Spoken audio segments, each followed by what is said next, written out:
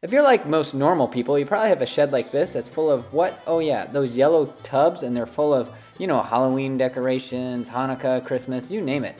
If you have a garage, then we have a cheap, easy storage solution that costs us under 40 bucks to hang 6 totes. Stay tuned and we'll show you how to use some 1x3s and some 2x3s, and we'll make these I-beams that hang on our roof. And guess what? You don't need any fancy power tools. You need a drill, or you need a hammer and some nails, and you can do this for cheap. How cheap? 40 bucks and you can hang 6 bins. Wait, you need 12 bins? 80 bucks. That's it. So if you wonder where we left off with the Mambulance series, tune in to the very end of this video and I'll ramble on about all of that. So the first thing is to pop on over to the big box store and get yourself some 1x3 furring strips. These things are cheap. They are pretty rough and you're gonna have to dig through the pile. You're also gonna need some 2x3s. And guess what? You don't need a saw, you just need a drill and some screws. And you don't need that saw. All you need are a hammer and some nails, that's it. So the first thing you're gonna do is gonna map out where your ceiling joists are, or if you're on a 2-story, the floor joists of the upstairs area. So they're gonna be spaced on either 16-inch, 19.2, or 24-inch centers. So that means they're going to be spaced on one of those increments. So get a tape measure out. Not sure which increments you have? Get a study buddy. It's a little magnetic thing. It's going to show where they put the screws into the drywall, and go along and figure out where that spacing is. I had a light bulb in my ceiling. I had to take that out so I could have room to slide the bins in, so make sure you factor that into your job while you're doing it. That had to come down so my bins would fit in. So this is what it looks like. An I-beam, that's all it is. A 2x3 on end with 1x3s attached. Nail them in, screw them in, it really doesn't matter. Like I said, you don't need a saw. I'm screwing it in here. You could nail it in with a hammer. Who cares? Just send it. This may be where you need somebody else's help. I did this 100% on my own, but I'm used to doing stuff like this. It's not a big deal. First thing is I attached a T. I didn't really make the I-beam at once. So I made the T and I hung it up this way. I tried it. So that's one example you could try, is simply putting up the T shape. So what I mean by that is a 2x3 on end attached to that 1x3, and screw it to your floor joist, ceiling joist, whatever it may be. And then you would attach the other part and take it from the letter T to the letter I. Hopefully you know the alphabet so you know what the hell I'm talking about. Right now I'm attaching the bottom part, and my big old Judy booty is gonna get in your way, so sorry about that. But what I did is I attached one end, right, the furthest end, and then I came over here and I attached the other end. That's way it's centered. And that will be more important if you're doing that method going throughout the rest of them that aren't up against a wall like mine. So that's the eye that we're talking about. So right now you're seeing me setting up a fully constructed eye. And I'm not really doing anything fancy, right? So I attached it on the ground, see the eye beam, so to speak, and I'm laying it up against the wall in the center. I already have my screw that's sticking out of the wood, so it's ready to go in. And I'm going to flopsy mopsy throw this panel lid in here in the center, and I'm doing this on purpose. I'm not setting on the end. You could do it from one end to the other. I chose the middle. Really, you can't screw it up that bad, and if you do, you just go backwards and do it again. So literally throw that lid up there. Home Depot bins and Lowe's bins are different sizes. The Commander ones versus the HDX, we'll talk about that later. So right there, I'm like, perfect. I'm going to send my screw in and go from there. As I'm reviewing this footage, it would actually make more sense to do one end versus the other, but if you're working by yourself, it's kind of easy to go through the middle. And as you see, it's really not rocket science. You just screw the stupid thing to the ceiling, call it a day, go drink a beer or milk or whatever it is that you drink before bed, and call it a day. So long story short, make sure that stupid bin slides through there, screw it to the ceiling. So here are the Commander bins from Lowe's, 20¼ inches. Yeah, and let's check out our HDX from Home Depot. They are, drum roll please, 19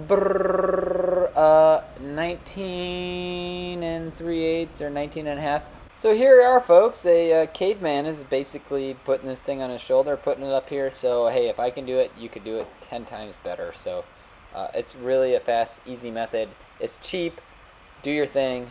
Make it happen. So this is what $40 will get you. That is your 6 1x3s and your 3 2x3s. Couple fasteners, throw it on your ceiling, bam! This is what $80 would get you, enough for 12 bins.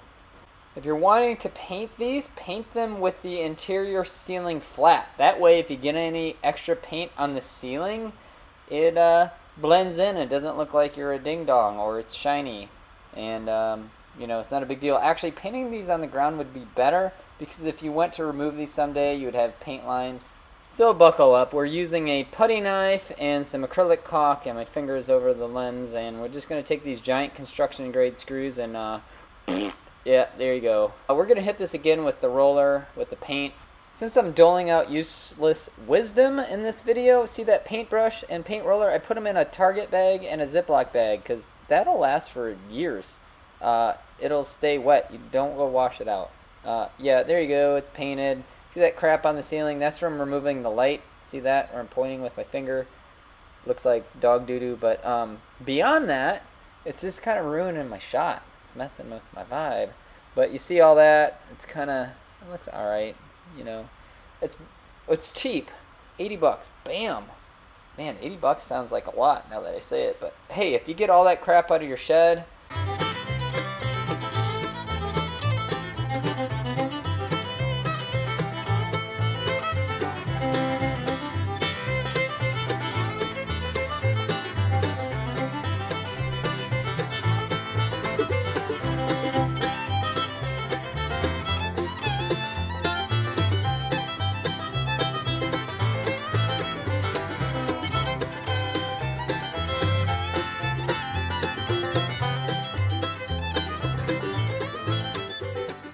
one thing I want to cover with you guys is that in these bins, if you put too much weight, these start to bulge and they start to kind of get round at the bottom. And even without that, if you put too much weight in these, they're not really designed to be hung in this manner. They're supposed to be stacked.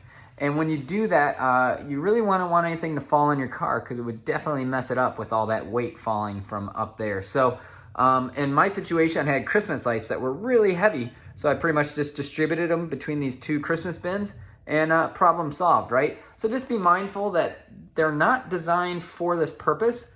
Yeah, these are super sturdy. They're not going anywhere. Obviously, there's a company out selling the same thing that you can build here for cheap. So you're good. Just don't exceed you'll know. If it starts looking like it's going to fall down, you probably got too much weight. So don't go storing your anvils. 2 anvils in one of these bins would probably be too much weight. I'm not an expert, but anyways, be mindful of that. So for those of you who have been following around the Mambulance series, long story short, what happened was that William and I were working together at the same job, and I took a different job in the middle of the year, thus leaving him with a lot of responsibilities he had to pick up, and the ambulance was really cutting into that of all his professional duties. So he had to sell the ambulance, the awesome red one that he picked up. I'm super sad that I don't get to work with William anymore doing that. Him and I were talking about the old ambulance days, and we both have some FOMO about what we missed out with that. It was basically just me following him around like a little lost kitty cat while he did amazing things with ambulances and tools and stuff, but drinking Monster Energy, and it was just a good time for everyone. But yeah, so there will not be any more ambulance videos coming out, I'm sorry to say. There may be some other random videos like that, or like when my wife's car breaks down and I need to fix it and there's no videos out there, I'm going to make a video because it's all about helping people, and there's not a lot of Lexus videos out there. I actually looked for this video and I didn't see anything that really talked about making these bins, so I said, screw it, I'm going to make a video. So that's kind of the direction of the channel. I don't, subscribers and all that junk, it's not really my thing. So, hey, if you want to unsubscribe, that's fine. If you want to subscribe, it really doesn't matter to me. I'm just going to put some content out there because it's just fun for me to do. It's a hobby. So anyways, that's the whole story with the Mambulance. William does have a few tricks up his sleeve, though. He just did a lithium golf cart, and man, if I was still working with him, I would have filmed that whole process. It'd be so cool because that's another thing that people should be seeing. It's really, really neat what he did with that.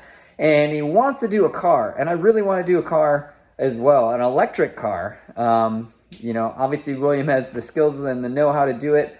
I don't know how we could go halvesies on it. I've got 2 small children. I'm super busy, so that's why there's not a lot of videos as well. But if he ends up making a car, I'm definitely going to do some side trips and kind of catch up on what he's doing, because that's freaking sweet. So I'm sure he will do that. He does pretty much everything once, and hopefully, tune in. That may be coming up. We'll see. You know what the future of YouTube is?